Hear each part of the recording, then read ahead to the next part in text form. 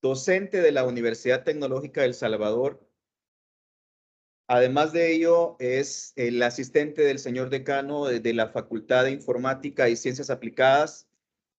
Es doctor en informática de una universidad de España. Asimismo, es alguien que se dedica bastante a la investigación, ha desarrollado, bueno, diferentes proyectos en los cuales ha aportado diferentes artículos científicos para la comunidad académica. Asimismo, en esta oportunidad, el doctor Edwin Callejas estará hablando de uno de sus esfuerzos de investigación y que está trabajando actualmente en conjunto con la comunidad académica. Este proyecto se llama Aplicaciones de Inteligencia Artificial para el Cambio Climático. Así que queda con nosotros el doctor Edwin Callejas. Edwin.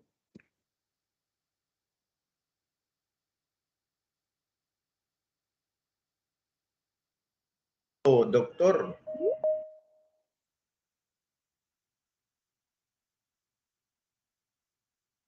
Tu micrófono.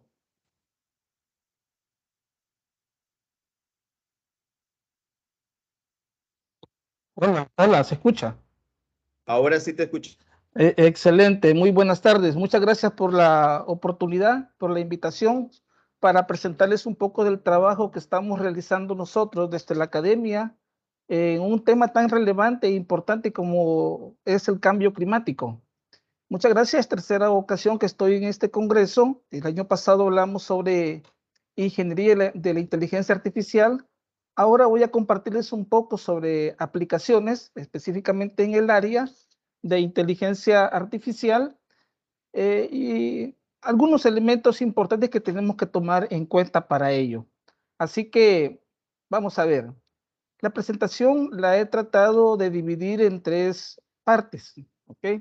En tres partes, donde primero, vamos a ver, vamos a hablar sobre un poco del cambio climático, que es, cómo nos afecta y cómo podemos nosotros ayudar a disminuir el impacto que tiene el cambio climático en el país, en el mundo.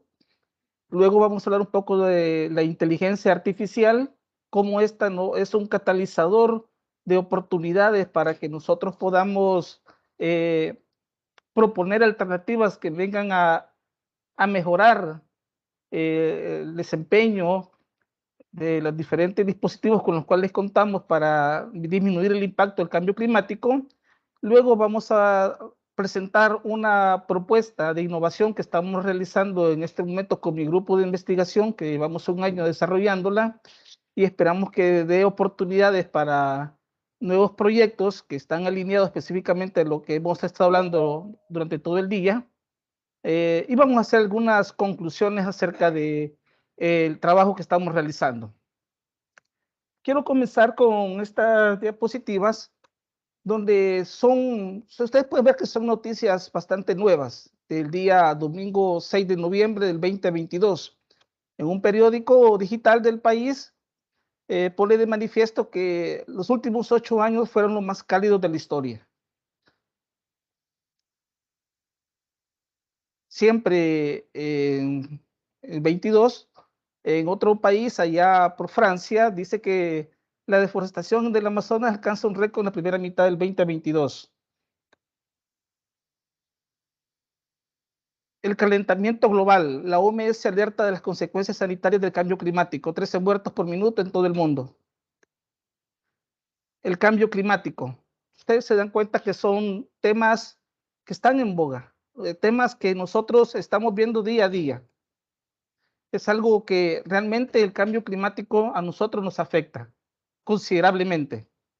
A partir de ahí, nosotros podemos comenzar a observar la necesidad de tomar acciones que permitan disminuir el impacto que el cambio climático trae a nuestra vida.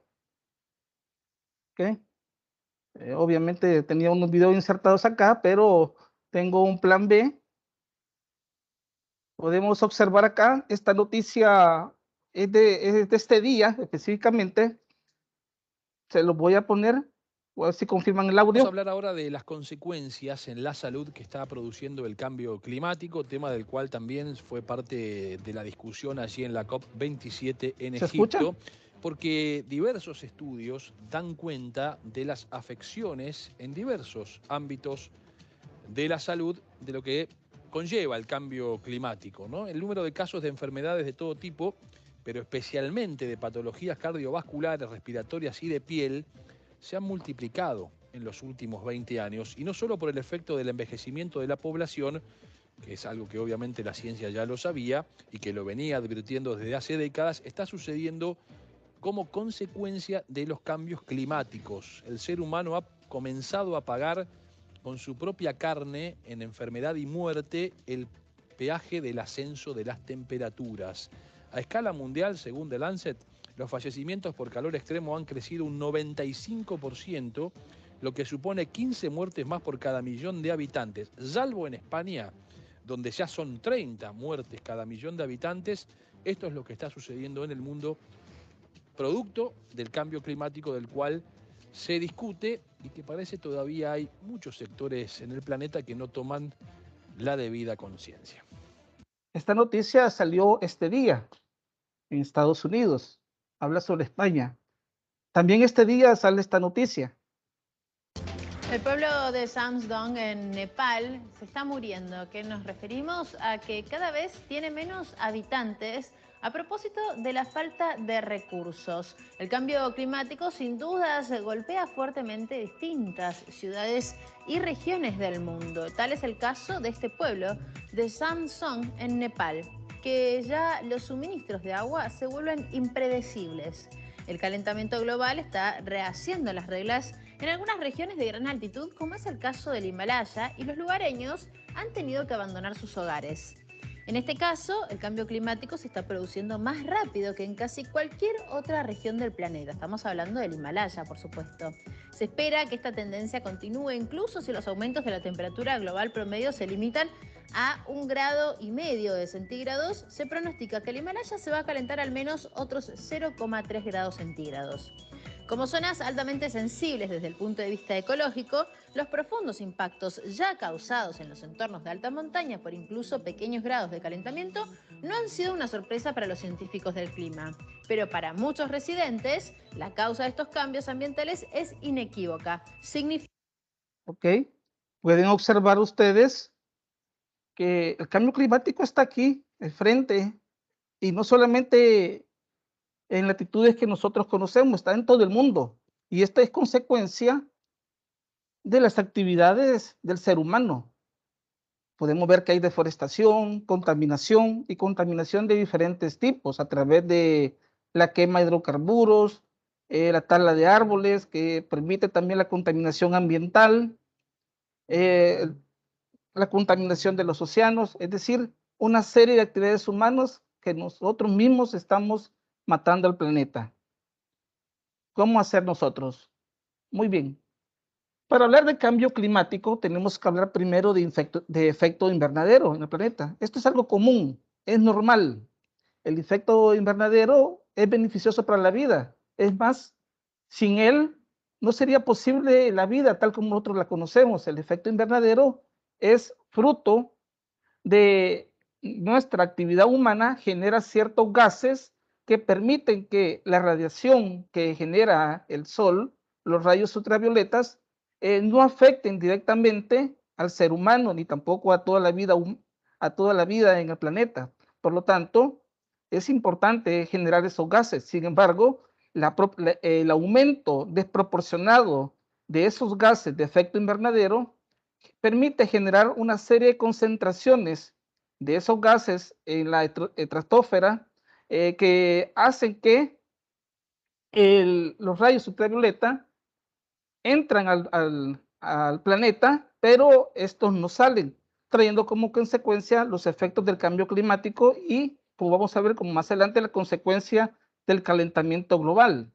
Aquí podemos ver una presentación, una diapositiva en la cual estos gases que están acá en la parte superior, la estratosfera, como es el dióxido de carbono, el dióxido de nitrógeno y el metano, permiten, que son gases del efecto invernadero, permiten que la radiación que nosotros recibimos del Sol no entren de una forma directa a la vida en nuestro mundo, lo cual hace que nosotros podamos tener una actividad humana normal.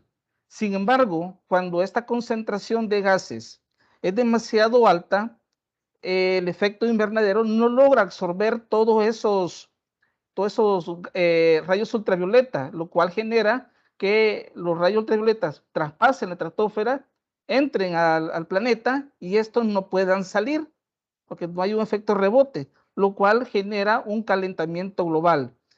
Estos gases que están acá, como repito, son el dióxido de carbono, que comúnmente viene dado por la quema de fósiles, combustibles fósiles.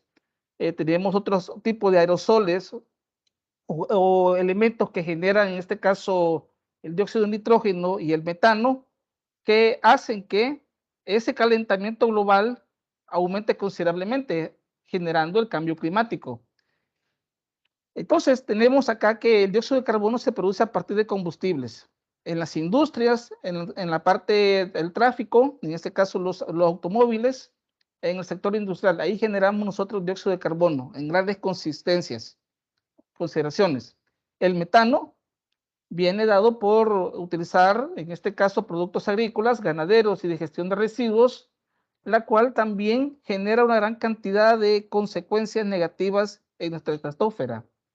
El dióxido de nitrógeno, este gas, se genera principalmente en aspectos de la agricultura. Entonces tenemos acá, una parte de la radiación solar atraviesa la atmósfera y llega a la Tierra. La Tierra absorbe parte de la radiación solar y refleja parte de ella en la atmósfera, es decir, ingresa. Luego, los gases del efecto invernadero en la atmósfera atrapan parte de esa radiación solar y hacen de que la radiación no salga al espacio, sino que se quede dentro del planeta, generando un calentamiento del planeta, trayendo como consecuencia una serie de, ¿cómo se llamaría? Problemas de tipo ecológico, como son inundaciones, terremotos, maremotos, etcétera. Entonces, esos gases que están acá, podemos ver, conocer nosotros de dónde es que están generados principalmente. Podemos ver nosotros que la gasolina genera un porcentaje bastante alto, un 14%, los procesos industriales un 16.8%, la generación de electricidad genera el 21.3%. Quiere decir que entre estos tres procesos de la vida humana indispensables para la vida, como es la industria para la generación de alimentos, la electricidad para la generación de toda nuestra actividad humana, energía eléctrica y movilidad, y la gasolina para el transporte y movimiento de maquinarias, tenemos que más del 50% es generado por estas tres actividades humanas. Todo esto genera el dióxido de carbono. Aquí podemos ver nosotros, por ejemplo, el dióxido de carbono tiene sus principales fuentes, podríamos decir procesos industriales, también en el combustible, la gasolina, y un 29.5% lo obtiene la generación de electricidad. El metano principalmente se genera por productos agrícolas y por recuperación y procesamiento de combustibles fósiles. Tenemos aproximadamente el 70% de la generación de este gas de efecto invernadero. Y el óxido de nitrógeno, el 62.0%, se genera principalmente productos agrícolas. Pero ustedes ven que la participación de estos gases en la atmósfera, en la estratosfera, el 72% del total está dado por dióxido de carbono y el metano, que son los efectos más complicados. Luego tenemos otros gases, como por ejemplo el HFC, el PFC, que son elementos, tipos de gases que se han generado como sustitutos de otros gases más dañinos, como son el clorofluorocarbonos, que son cloro, flúor y carbono, que se utilizan en solventes, aerosoles, aire acondicionado, o el hidrofluorocarbono, que es hidrógeno, cloro, flúor y carbono, que son los reemplazantes del primero, de clorofluorocarbono, pero son menos estables, es decir, se pueden controlar menor y el consumo de estos va directamente a la atmósfera. Cambio climático. ¿Qué es el cambio climático? Bueno, ya dijimos, el efecto invernadero, los gases lo que hacen es que tengamos un cambio climático, una consecuencia de ello es el calentamiento global. El cambio climático es la modificación de la temperatura y del resto de variables del clima que se está produciendo a una velocidad e intensidad sin precedentes, fruto de la actividad netamente humana, como consecuencia de la actividad humana, generando sequías y también generando la proliferación de este tipo de elementos, los protozoos, las bacterias y los virus que generan una serie de tipos de enfermedades. Antes de pasar a otra diapositiva, quisiera compartirles también esta. Muy bien. Significa la llegada de los malos tiempos. Esta. El cambio climático y sus consecuencias. El cambio climático es el resultado de un aumento anormal en la temperatura del planeta, producto de actividades humanas. Esto incrementa e intensifica fenómenos como huracanes, sequías e inundaciones que afectan la seguridad alimentaria y los medios de vida de poblaciones enteras. El aumento de los gases de efecto invernadero ha ocasionado desequilibrios ambientales que en nuestro país han sumado pérdidas de más de 710 millones de dólares. Costa Rica posee zonas y ecosistemas vulnerables a los efectos del cambio climático, como manglares, arrecifes y zonas montañosas. Esto provoca impactos ecológicos, económicos y sociales, como la escasez de agua y problemas de generación eléctrica por sequía o el incremento de áreas propensas a inundaciones. Cambio climático. Detrás de una amenaza, una oportunidad.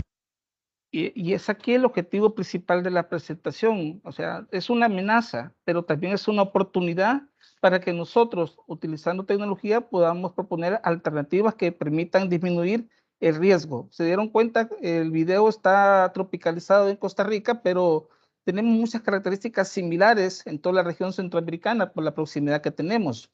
Entonces, todo este tipo de enfermedades que se mencionaban allá, que son fruto de los protozoos, las bacterias y los virus, podemos ver nosotros que los podemos clasificar de la siguiente manera. Podemos la proliferación del dengue, paludismo, asma, tuberculosis, ébola, fiebre amarilla, cólera, diarrea, parásitos intestinales, tracoma, peste, todas esas son enfermedades como consecuencia de el cambio climático que se han proliferado en nuestros días.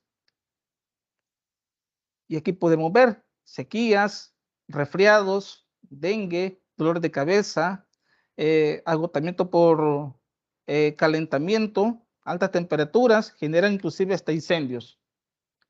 Hablan por sí solos. ¿Qué podemos hacer nosotros? Decimos, toda amenaza genera oportunidades. ¿Qué podemos hacer nosotros en nuestra casa para poder contribuir a obtener los efectos de un cambio climático, en este caso?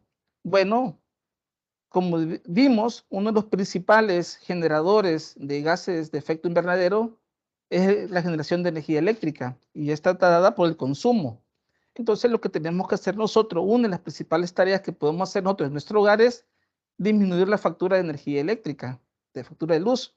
La potencia es la parte de la factura que se paga cada mes, se consuma o no se consuma, se ahorre luz o no se ahorre luz. Está siempre, está ahí, la podemos ver inclusive a nivel de histórico, y esto permitirá, si nosotros llevamos un control de este consumo, de esta factura, pues podemos tomar acciones para poder nosotros controlarla. Si nosotros no conocemos cómo estamos realizando nuestro consumo energético, difícilmente nosotros vamos a poder disminuir su consumo. Entonces, primero tenemos que cuantificarlo, llevar un control de ello. ¿Qué podemos hacer nosotros en nuestro hogar? Como ustedes pudieron observar, la mayoría de electrodomésticos ahora traen una viñeta.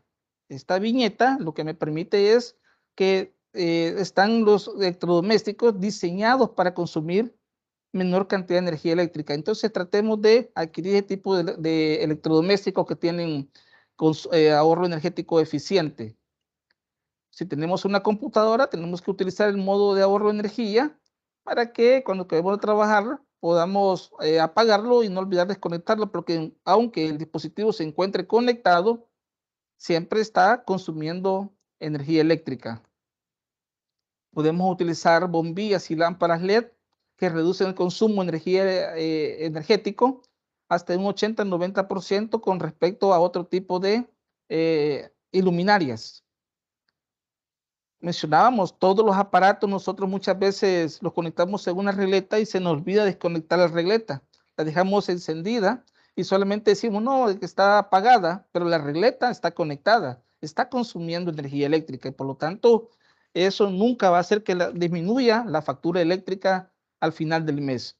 Entonces, aunque estén en stand-by, los dispositivos siempre están consumiendo energía eléctrica. Entonces, lo ideal es desconectarla. Con acciones sencillas estamos contribuyendo nosotros. También hay muchos dispositivos que utilizan pilas o baterías.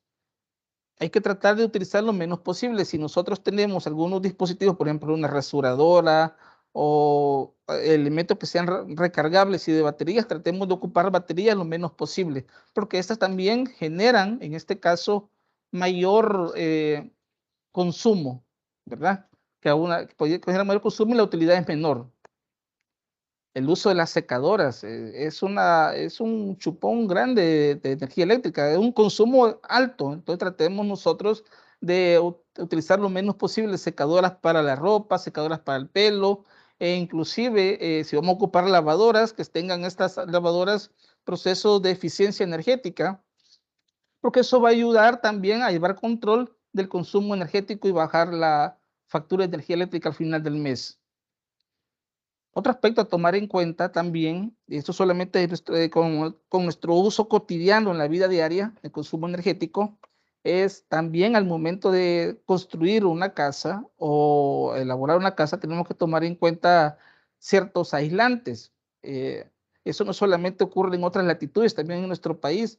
Muchas veces está comprobado que la ubicación de la casa, cómo está orientada hacia el norte, al sur, eso genera mayor consumo ¿cómo se llama?, de energía, tanto para enfriarla como también internamente para poder mantener cierta temperatura. Por eso también nosotros necesitamos saber en dónde vamos a tener nosotros la construcción de nuestra vivienda y en base a eso poder ubicar adecuadamente los materiales con los cuales nosotros vamos a poder construir, en este caso, la casa.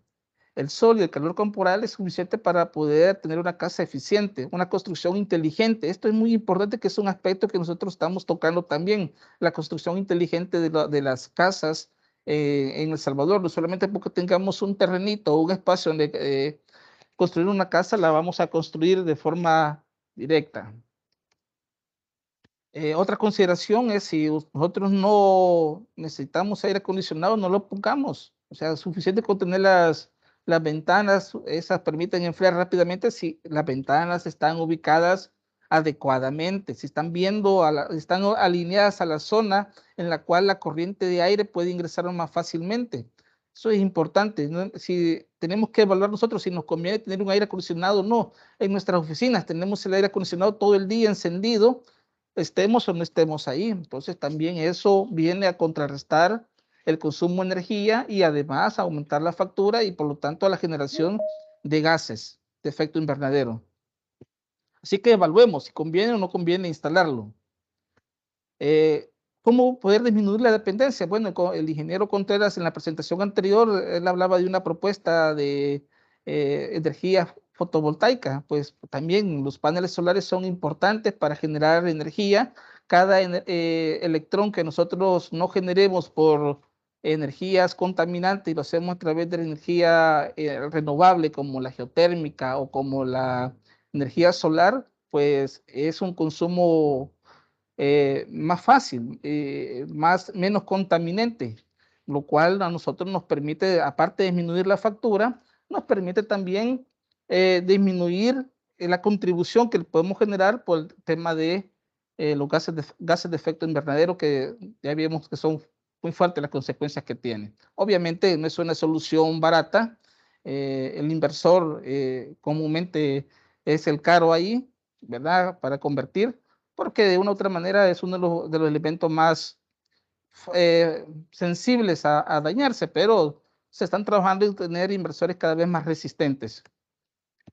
Entonces, ya vimos nosotros el cambio climático, ya vimos qué podemos hacer nosotros para poder disminuir los efectos del cambio climático. Obviamente, el control, la observación son muy importantes, pero si nosotros tenemos tecnología para poder llevar esos controles que nos permitan nosotros facilitarnos también los procesos de toma de decisiones, pues obviamente la vida se hace más cómoda, más fácil, ¿ok? Sabemos nosotros que la generación de energía es uno de los principales generadores de contaminantes de efecto invernadero. ¿Cómo podemos hacer nosotros que utilizando las tecnologías de la industria 4.0, nosotros podemos disminuir los efectos de los gases invernaderos y por lo tanto comenzar a disminuir los efectos del cambio climático en nuestro mundo y en nuestras regiones inclusive? Hay 4 tecnologías que me llaman mucho, que estamos estudiando nosotros con mi grupo de investigación, de todas las que están acá. Por ejemplo, el Internet de las Cosas, la computación en la nube, la inteligencia artificial, el Big Data. Podríamos hablar del automatismo y robótica. ¿Okay? Es importante tener una ciberseguridad también. Ya vamos a ver por qué. Por el tema de la confidencialidad y la veracidad de los datos que podamos nosotros almacenar. Entonces, la idea es utilizar esta tecnología para que nosotros podamos tomar decisiones oportunas en tiempo real sobre el desempeño del consumo energético en nuestra vida cotidiana. Y es ahí donde estamos orientando la presentación. Entonces, comenzamos con el Internet de las Cosas. El Internet de las Cosas es principalmente tener dispositivos en los cuales nosotros le aplicamos sensores para poder controlar ciertos aspectos y luego enviarlos a través de Internet, recolectar datos a través de sensores. Obviamente, ahora nosotros tenemos una gran cantidad de dispositivos en los cuales podemos tener sensores en nuestros teléfonos, en nuestros relojes, en las cámaras, en los vehículos, en las casas, en el aire acondicionado, podemos tener los televisores, es decir, todos los dispositivos que se puedan conectar a Internet pueden estar enviando información a través de la recolección de datos que puedan generar los sensores. Eso le conocemos como Internet de las Cosas. Así, de forma muy superficial, la idea es tener los diferentes dispositivos sensores que permitan capturar información que queremos medir para poderla trasladar a un proceso de análisis. Y ahí es donde incluimos nosotros el Big Data. El Big Data es la creación de una infraestructura tecnológica que permita almacenar y procesar grandes cantidades de datos.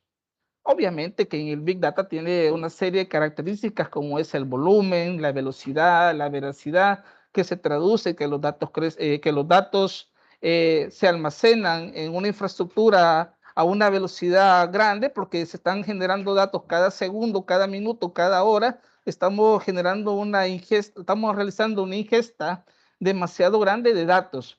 Obviamente, esos datos crecen bastante en volumen a una velocidad bastante alta y muchas veces también hay datos como son bastante heterogéneos entre sí de diferentes fuentes, puede ser bastante variable. Y ahí donde incluimos la palabra de la veracidad para garantizar que los datos se mantengan. Entonces, todo eso que acabo de mencionar es el que conocemos como un Big Data. ¿Okay? Una infraestructura de almacenamiento y procesamiento de grandes cantidades de datos. Ok, tenemos entonces el medio para recolectar datos. ¿Cuál es? El Internet de las Cosas. Tenemos la tecnología para procesar y analizar datos. ¿Cuál es? El Big Data. Tenemos el Cloud Computing o la computación en la nube, que básicamente nosotros la conocemos como servicio en la nube. Todos los dispositivos que nosotros tenemos se pegan a la nube. Un correo electrónico, una aplicación de escritorio, un servidor puede estar en el escritorio. Ya no solamente basta el software como servicio, sino que tenemos la infraestructura como servicio, la plataforma como servicio, el data center como servicio. Es decir, tenemos una nube elástica que nos permite a nosotros tener almacenamiento grande, diverso en la nube. Por lo tanto, ya tenemos ahora la infraestructura que me va a permitir a mí la escalabilidad de los datos. Entonces tenemos Internet de las cosas, envío de datos, tenemos el Big Data, que es el almacenamiento y procesamiento de datos, y tenemos la nube, donde me permite como tecnología procesar toda esa información. ¿Qué hace falta? Bueno, hace falta entonces ponerle la quinta B al Big Data. Habíamos hablado de volumen, velocidad, variedad, veracidad, y la quinta B es valor. ¿Qué es valor? Darle valor a los datos. Eso lo vamos a lograr a través de la inteligencia artificial. La inteligencia artificial no es más que la aplicación de modelos matemáticos y estadísticos para generar comportamientos que permitan emular al ser humano. Dicho de otra manera, la inteligencia artificial nosotros la podemos clasificar de diferentes tipos. Una de ellas es que los sistemas actúen como humanos, que los sistemas piensen como los humanos, que los sistemas que piensen de forma racionalmente y que los sistemas actúen racionalmente. Es decir, la inteligencia artificial ha venido evolucionando en los últimos 70 años, desde 1950, cuando se propuso el test de Turing, hasta la fecha, ya pasaron 72 años y por lo tanto también el concepto de inteligencia artificial ha venido evolucionando. Entonces, ¿qué es la inteligencia artificial en este momento? Es la capacidad de que un agente artificial pueda emular el comportamiento humano a través de explicar qué está sucediendo, explicar qué puede suceder, pueda tomar decisiones, y vamos a ver que le tome decisiones puede ser de diferente tipo, y puede realizar acciones de acuerdo al contexto en el cual se encuentra. Aquí podemos hablar ya de una inteligencia artificial. Entonces comencemos a entrar en más detalle cómo es que funciona la inteligencia artificial y los tipos de inteligencia artificial que tenemos. Podemos observar nosotros que al lado izquierdo, una película de culto de ciencia ficción de 1990, Terminator 2, me recuerda mucho esta película, muy visionaria en su momento, que hace la similitud del test de Alan Turing, el padre de la inteligencia artificial. Decía de que si nosotros podemos interactuar con una computadora a través de un cuarto que no sabemos si tenemos al otro lado una computadora, y yo puedo intercambiar mensajes, y si yo logro engañar a la computadora que está al otro lado, que es mi receptor del mensaje que le estoy enviando, diciéndole que soy una máquina o soy un ser humano, y él no puede distinguir si soy un ser humano o una máquina, eso es el test que había propuesto Alan Turing. Aquí podemos ver que en esta película estaba una máquina hablando con un ser humano y la máquina se está comunicando con otra máquina al lado del teléfono. Entonces ahí podemos ver el test de Alan Turing cómo se está realizando. En este caso la inteligencia artificial se está adecuando al contexto y puede sostener una conversación y puede variar dependiendo al escenario en que se encuentra a partir de una interacción humana-máquina. Esa es una inteligencia artificial fuerte. Estamos a muchos años todavía de ese punto. Ahora lo que tenemos nosotros es una inteligencia artificial débil, lo que tenemos al lado izquierdo. ¿Cuál es la diferencia del lado izquierdo? Bueno, que tenemos asistentes virtuales como Cortana, Siri, donde es una inteligencia artificial que parte de conocimiento, es decir, a partir del almacenamiento de datos, ella genera alternativas de solución que dan respuesta a un punto en particular. Esa es una inteligencia artificial débil de conocimiento limitado porque parte de un entrenamiento de datos. Partiendo de lo anterior, tenemos los tipos de inteligencia artificial cambian. Tenemos aprendizaje automático, que no es un concepto nuevo, sino que viene desde la década de los 80, en la cual hablábamos de minería de datos, que era básicamente a partir de los datos identificar patrones para poder nosotros aprender a partir de los datos. Este sigue un flujo de datos que sigue a partir de darle un set de datos con los cuales yo le doy un entrenamiento a los datos y puedo generar resultados a partir de los datos con los cuales yo he entrenado un algoritmo determinado. Luego tenemos el lenguaje profundo, Deep Learning, la cual es una subespecialización del aprendizaje automático en el cual comúnmente se utilizan redes neuronales que tratan de emular el comportamiento humano para poder generar capas de aprendizaje en la información que están obteniendo ellos. Y a partir de ahí estamos generando un conocimiento, pero es también un conocimiento limitado, ya que lo vamos a entrenar a partir de un fin muy particular.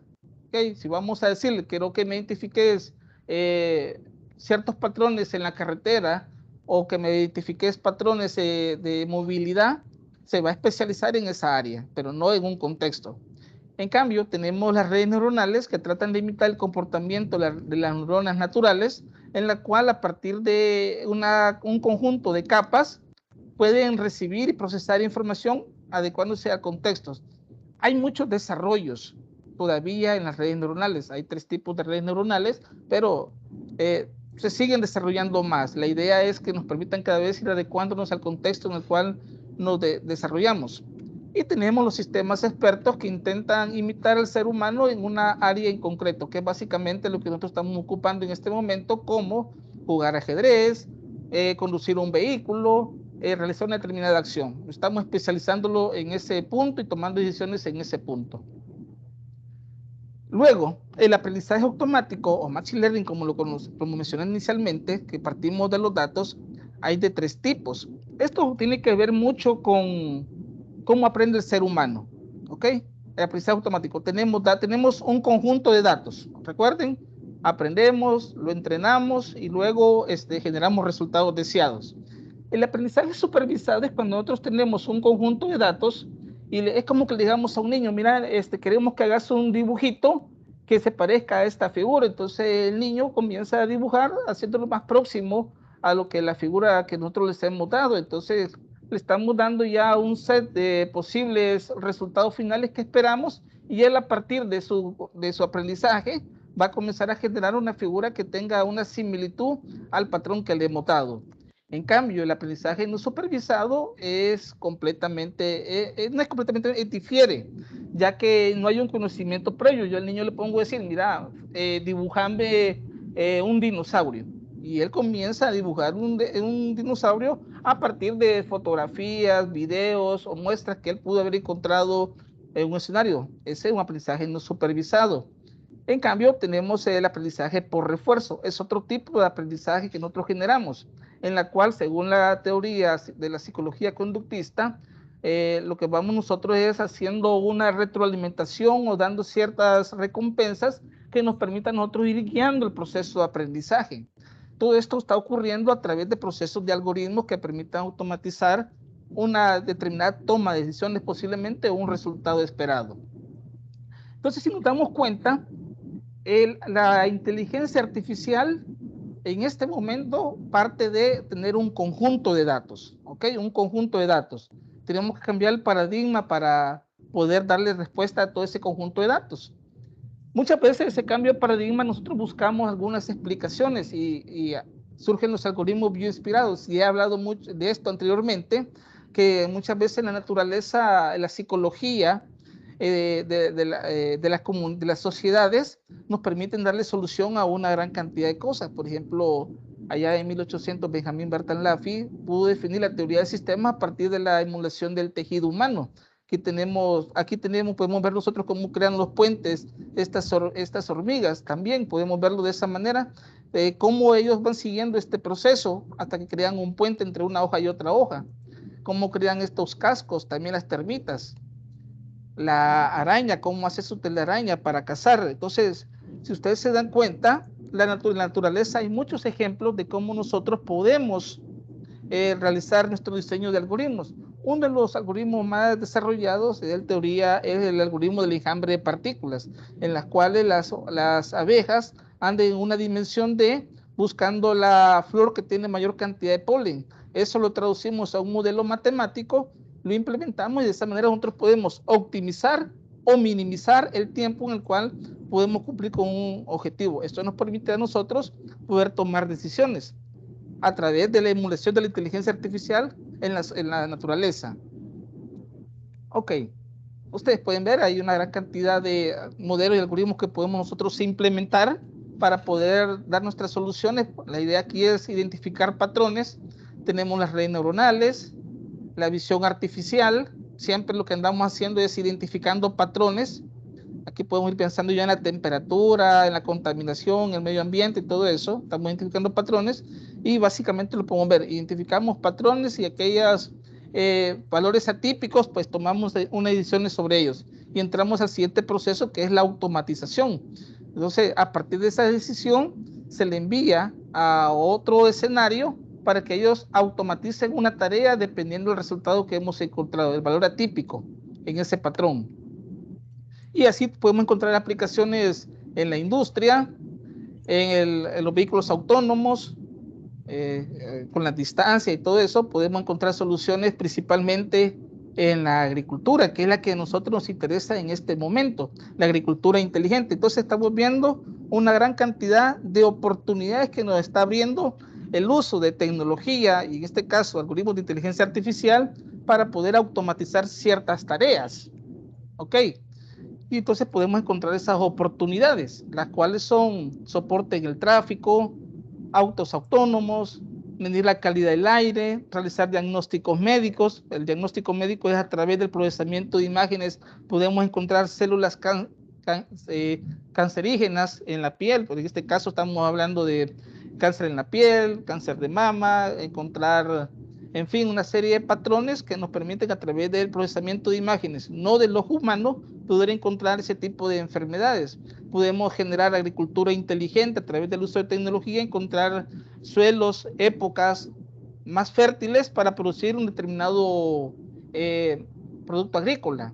Hacer urbanizaciones inteligentes son los temas que me interesan específicamente para poder determinar zonas geográficas, materiales que podemos utilizar para poder construir un determinado tipo de vivienda e innovar en los productos. En este caso vamos a concentrarnos en la disminución del consumo de energía eléctrica, dar alertas de consumo energético para poder optimizar la producción de energía eléctrica.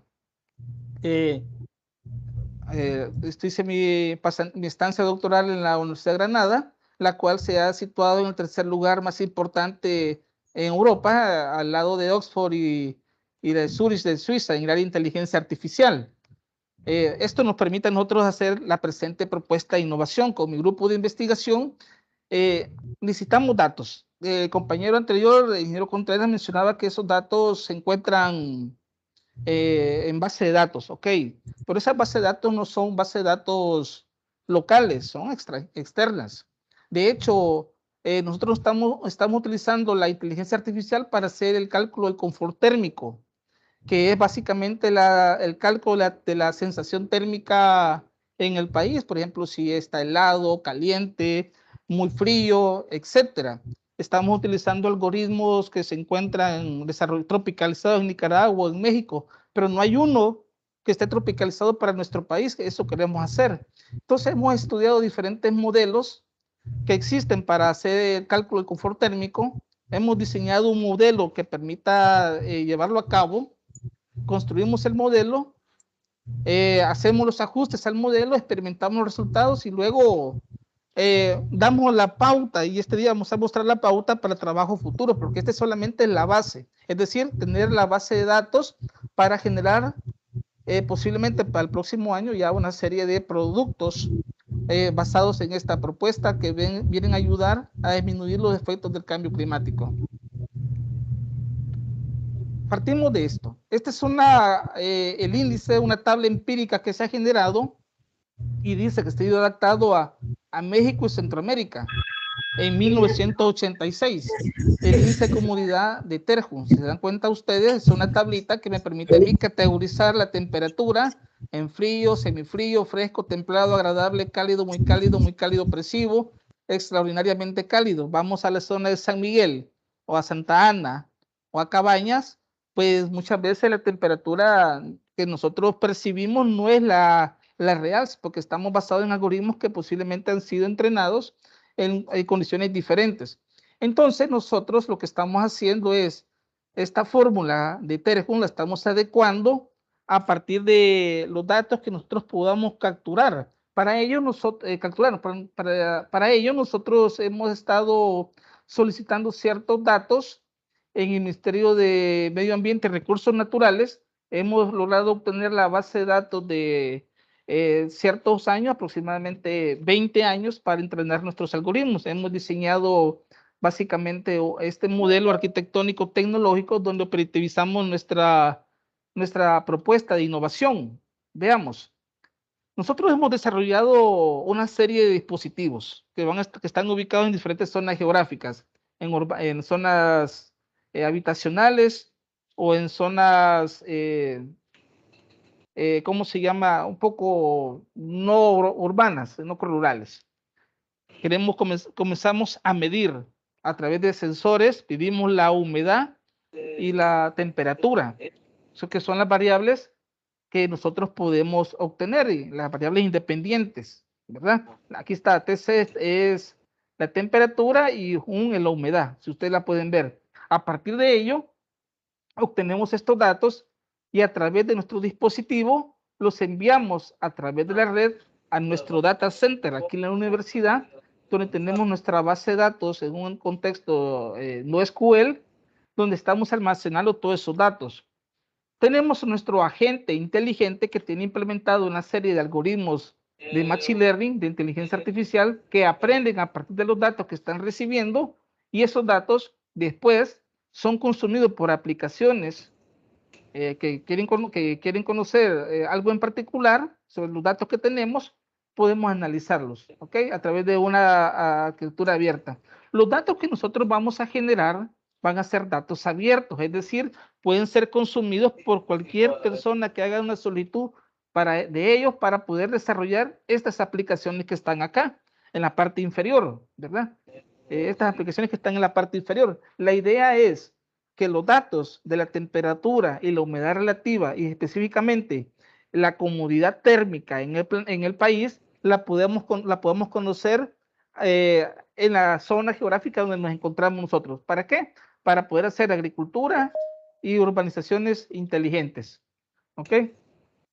Entonces, aquí tenemos los algoritmos. ¿Qué tipo de algoritmos nosotros implementamos? Bueno, el agente inteligente tiene implementado algoritmos de clusterización o de clasificación. Nosotros vamos a poder clasificar las zonas geográficas, si dependiendo de la temperatura que manejan. Vamos a nosotros poder también, a mí no me interesa mucho la temperatura como está este día, sino que cómo va a estar dentro de 5 meses o 3 meses para poder planificar adecuadamente yo la siembra o quiero saber cómo está la temperatura en un determinado periodo de tiempo para poder determinar qué tipo de casas puedo construir en una zona, ¿ok? Puedo también a través de redes neuronales poder hacer predicciones cada vez más exactas a partir del aprendizaje que podemos generar con los datos que tenemos, más exactas sobre la temperatura en un momento determinado. ¿Qué resultados podemos nosotros obtener? Bueno, lo que andamos buscando son estos diferenciales. Acordémonos que los fenómenos naturales como el Niño y la Niña, donde hay sequía o mucha abundancia de aguas, son procesos cíclicos que también se han visto afectados por el cambio climático.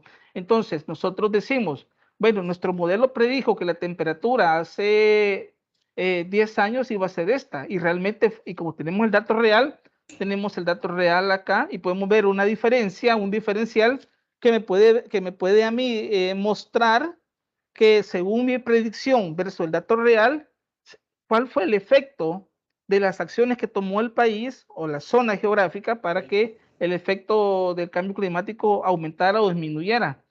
Y eso es en el pasado porque conocemos los datos, pero también podemos llegar a predecir los resultados en el futuro, cómo va a estar el clima según nuestra predicción del cambio climático. ¿Ya? Andamos buscando predecir y encontrar esos diferenciales para ver cómo está afectando. Y en base a eso puede tomar decisiones. Una de ellas es la planificación de la siembra, qué tipo de productos podemos nosotros sembrar o qué tipo de insumos podemos nosotros utilizar para construir una vivienda también, porque así lo estamos planificando. Entonces, esos son los resultados que estamos esperando. Esta es la propuesta de innovación que tenemos nosotros. Vamos a tener nuestra base de datos para comenzar a construir una serie de aplicaciones que puedan utilizar esta información que estamos generando. Y aquí tenemos, por ejemplo, en una zona geográfica, a partir de los datos históricos y reales, poder predecir el tipo de temperatura, el tipo de, ¿cómo se llama?, de producto agrícola, el tipo de siembras que voy a realizar, en qué periodos. O también producir y analizar cómo está el consumo energético en la zona habitacional y cómo está también los materiales que pudiera utilizar yo para poder hacer este tipo de urbanizaciones. Entonces, si ustedes se dan cuenta, toda amenaza genera oportunidades y en este caso la tecnología nos va a permitir a nosotros disminuir el impacto que nos está generando el cambio climático y por qué no disminuirlo inclusive. Entonces, a partir de ello, podemos nosotros comenzar a hacer una serie de conclusiones. Cerca de 200 países acordaron fijar en 1.5 Celsius el umbral máximo de aumento de la temperatura del planeta. En tal sentido, se debe reducir a cero las emisiones netas de gases de efecto invernadero, ya sabemos cuáles son, para el 2040, si no queremos vivir los peores efectos del cambio climático. Queremos colonizar otros planetas en este momento, cuando tenemos un planeta bello que todavía podemos hacer mucho por él. Educación, capital humano y cultura deben ser beneficiados a través de la inteligencia artificial, ya que pueden transformar las habilidades con las que observamos el mundo y podemos cambiarlos en nuestra comprensión a través del conocimiento de las cosas. Con las energías renovables, el ahorro y la eficiencia energética, la electrificación, la gestión de la demanda, permitirá una profunda reforma del sistema eléctrico y del transporte que permita facilitar y paliar los efectos del cambio climático, generar puestos de trabajo y mejorar la calidad de vida. Este es el reto que ustedes van a tener, proponer alternativas de solución que permita generar en función de estas aplicaciones oportunidades. Y aquí estamos en un país netamente agrícola, no somos exportadores de la industria. La agricultura inteligente representa una oportunidad para crear valor mejorando la eficiencia de los recursos como el agua, los fertilizantes, la productividad, los procesos agrícolas, la salud y el bienestar de los animales y proporcionando herramientas para mitigar el cambio climático. Hagamos una cuestión aquí. Hablábamos de hacer aplicaciones que puedan ver cómo está el consumo energético, pero también podemos crear aplicaciones que nos permitan conocer cómo está el suelo en el cual yo voy a realizar una determinada siembra. Por ejemplo, yo puedo también desarrollar soluciones a partir de la humedad y la temperatura que está en una determinada zona. Puedo saber si estoy con mucha saturación de agua o estoy muy seco con suelos áridos. Entonces, ahí me permitirá a mí determinar qué tipo de producto puedo sembrar y poder planificar adecuadamente la siembra. Los almacenes inteligentes permitirán que los procesos industriales a los que tenga que hacer frente a la compañía sean mucho más rápidos, rentables y sobre todo productivos. Temas de logística.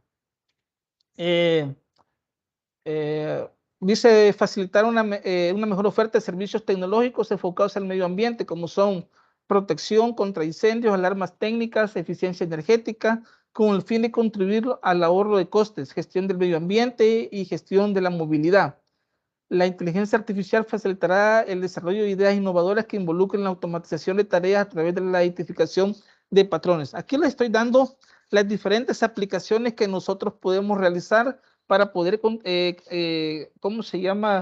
contribuir a disminuir los efectos del cambio climático, el calentamiento global.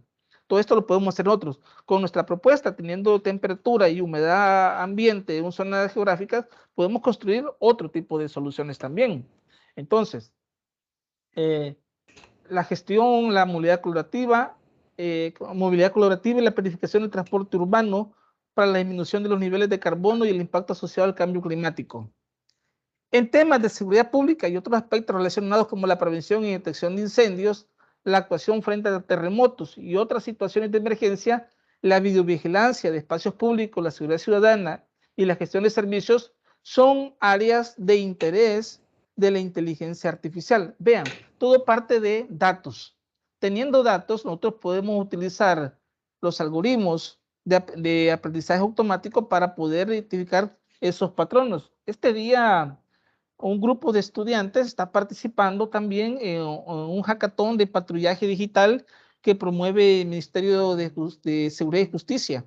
Nuestros estudiantes están en la vía de implementar la inteligencia artificial para la seguridad pública. También un grupo de estudiantes con el cual yo estoy trabajando este tipo de soluciones está proponiendo cambios, es decir, cambios que vengan a disminuir el impacto del cambio climático. Y bueno, ¿qué es lo que estamos apuntando nosotros? Aquí están los objetivos de desarrollo sostenible. Estos son unos objetivos de desarrollo como meta del 2030, aprobada por la ONU, en la cual todo gira, desde mi perspectiva, en función de la acción por el clima, el cambio climático. Podemos ver el objetivo 7, energía asequible y no contaminante, industria, innovación e infraestructura, ciudades, comunidades sostenibles, producción y consumo responsable, hambre cero, con la seguridad alimentaria, salud y bienestar para disminuir los efectos de salud del cambio climático, agua limpia, eliminando la sequía y contaminación de los mares, agua submarina, generando trabajo decente, crecimiento económico, vida, ecosistemas terrestres. Es decir, las acciones por el clima están como un eje transversal de toda nuestra vida cotidiana y por lo tanto creo que debemos de ponerle atención ahí. Repito, toda amenaza genera oportunidades. ¿Alguna pregunta? No más sin presentarles antes al grupo de investigación con el cual estoy trabajando un año, ya estos datos, y aquí podemos dejar abierta el espacio, doctor Aguirre, para si tienen alguna duda. Ok, perfecto, doctor Edwin Callejas. Bueno, muchas gracias por su ponencia, ha estado muy interesante. Vemos nosotros cómo la industria 5.0, la industria 5.4, perdón, 4.0, nos ha ayudado y nos está generando oportunidades, ¿verdad? En este caso, pues la ponencia del doctor Callejas ha sido bastante amplia. Creo que todos ustedes han logrado comprender al final lo que busca la investigación, que va a ser un producto que va a estar de consulta para toda la comunidad. Bien, quisiera saber si hay preguntas. Si no tenemos preguntas, pues vamos a proceder pues a hacer el cierre. Recuerden que estábamos haciendo una rifa, ya rifamos los primeros cinco exámenes de certificación. Ahora vamos a rifar los otros 5 que corresponden a este día y querer compartir con ustedes que estas ponencias de este día han sido muy gratificantes. Creo que todos nos llevamos un gran aprendizaje. Cada ponente ha tenido su mística. Cada uno de los asistentes pues ha tratado de aprovechar al máximo lo que se ha trasladado a través de las diferentes exposiciones. Muy bien. Por acá solo quiero checar el chat. Bueno, no tenemos preguntas. Más que están compartiendo, doctor Edwin, que ha estado muy bien la ponencia. Bueno, sí tiene una pregunta. ¿Existe software en línea que permita hacer simuladores del clima? Esa es la pregunta que hace Ricardo Rafael Perla Carrillo. Hay muchos simuladores en la web específicamente, pero como repito, son simuladores que no están tropicalizados a nuestro medio para... nuestro planeta es tan dinámico, los aspectos del clima, que también es muy sensible por la zona en que nos encontramos geográficamente, la zona del Ecuador, trópico como tal. Entonces, no tenemos datos para poder hacer esas simulaciones en este momento, ad hoc, como tal, propias. De hecho, nosotros hemos solicitado los datos del Ministerio de Medio Ambiente y Recursos Naturales de 7 estaciones, en Cajutla, en Lopango, en la finca en Chalatenango, en Santa Ana, pero si se dan cuenta las estaciones no logran cubrir completamente todo el país. Lo que nosotros buscamos es comenzar a hacer esa recolección de datos para luego, con esos datos que ya tengamos cubierto todo el país, poder hacer nosotros, con los datos abiertos, las simulaciones que nosotros creamos pertinentes. Okay, pero que nos permitan nosotros poder hacer una simulación de cómo va a estar la temperatura en un momento determinado, en un periodo de tiempo, a partir de datos históricos, pero ahorita ese análisis y procesamiento de datos no se está haciendo, lo cual para nuestro país es pequeño nuestro país, pero tiene una gran diversidad de ¿cómo se llama?, de temperaturas también. Es muy diverso. No tenemos en nuestro país. Doctor. Gracias, doctor. Antonio Abad Jurado Vázquez dice que el tema de desarrollo sostenible ya he escuchado hablar de ello, pero no ve que en nuestro país esté teniendo impacto. ¿Qué dice con respecto a eso, doctor? Lo que pasa es que, de hecho, sí, los que ya tenemos ciertos años de vida, yo comencé a escuchar de cambio climático allá por 1998, cuando ingresamos a la universidad, y el tema ahí era la capa de ozono, que la capa de ozono se había visto afectada en los últimos años, y de hecho el desgaste de la capa de ozono se ha disminuido considerablemente en el planeta, también como consecuencia del cambio climático.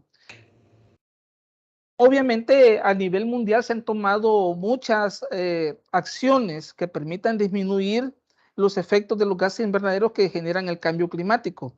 En nuestro país es parte de una cultura que se ha ido permeando en los últimos años, donde a través de leyes que ya se comenzó a legislar la inclusión de ciertos procesos o ciertos materiales para poder hacer construcciones. Eso ya dice mucho de las acciones que se están haciendo. Obviamente, falta mucho por hacer, pero nosotros como tecnólogos, como informáticos, tenemos la oportunidad ahora, con la disponibilidad de la tecnología, para comenzar a crear aplicaciones. Por ejemplo, ustedes pueden crear una aplicación que esté monitoreando permanentemente, ¿cómo se llama?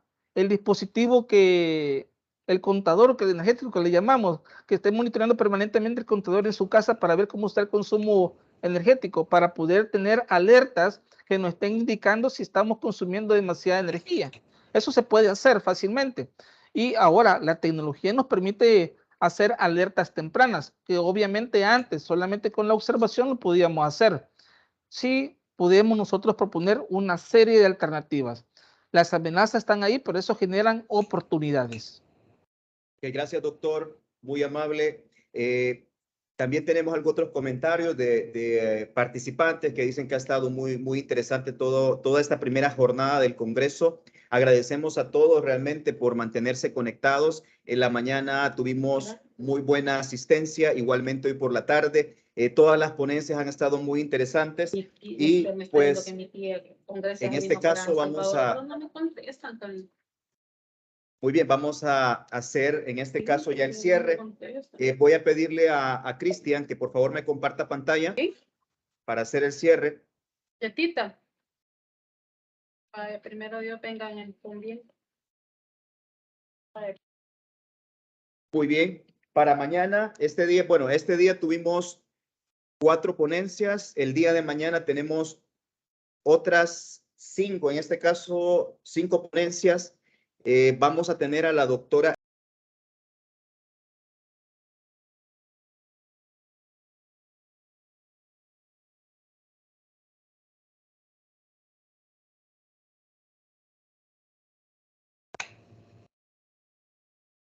Su micrófono, doctor.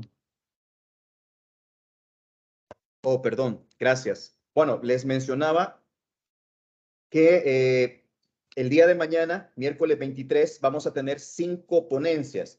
Estas 5 ponencias van a estar asociadas a temas de mucha relevancia y sobre todo a emprendimiento.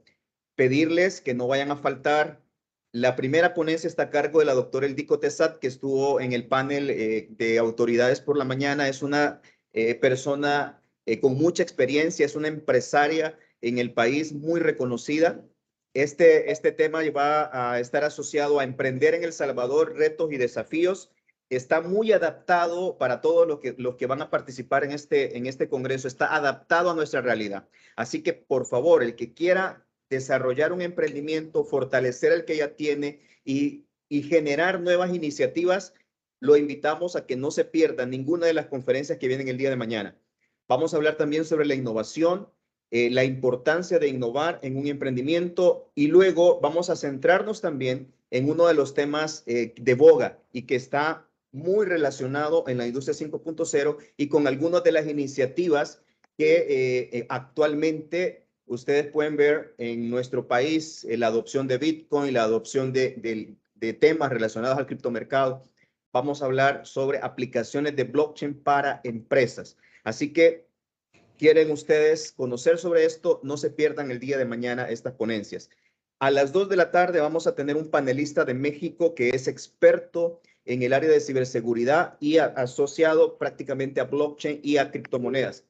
Para que ustedes también no se pierdan esta conferencia, los esperamos el día de mañana a las 2 de la tarde y a las 3 cerramos con una participación de una empresa norteamericana con sede en El Salvador, Raven, que en este caso estará a cargo de esta ponencia, uno de los representantes de esta empresa, y el tema es el perfil profesional de los programadores y las oportunidades laborales existentes en la industria. Así que, estimados, no se vayan a perder el día de mañana las conferencias. Los esperamos desde las 8:30. A las 9 vamos a iniciar, pero ya a las 8:30 vamos a empezar ya con toda la logística. Así que les esperamos y vamos en estos momentos a pedirle también a Cristian que nos muestre la base de datos de la asistencia de la tarde, porque vamos a hacer la rifa de quienes en este caso son los ganadores de los 5 vouchers de exámenes para certificación. ¿Se acuerdan? En la mañana les mencionaba la importancia de certificarse. La universidad siempre ha estado preocupada porque sus profesionales puedan estar certificados y tengan mejores oportunidades en el mundo laboral. Así que tenemos hoy por la tarde, tuvimos 128 participaciones. Vamos a hacer en esta oportunidad pues la rifa. Nos van a salir 5 números tal como lo hicimos por la mañana y ahora vamos a ir a buscarlos. Tenemos el 113, el 12, el 70, el 10 y el 15. Muy bien, vamos, Cristian, a buscarlos a la base de datos. Vamos a ver quiénes son los ganadores de estos 5 vouchers de certificación. 113. Tenemos a Rafael Alexander Guardado González. Muy bien, Rafael, felicitaciones. Usted es el feliz ganador de un voucher de certificación. En su momento nos comunicamos con usted para poderle hacer llegar esa credencial. 12, número 12. Cristian.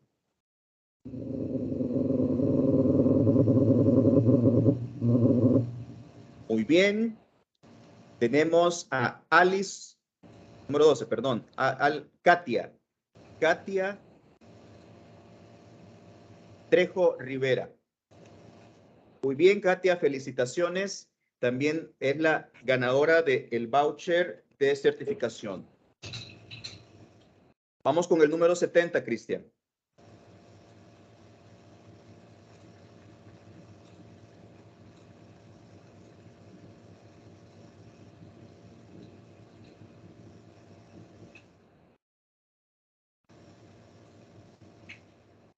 El nombre sería Keila Merari Torres. Muy bien, Keila, felicidades. Es usted la ganadora del voucher de certificación de esta jornada de la tarde del 22 de noviembre. Y el último número, que sería el número 15.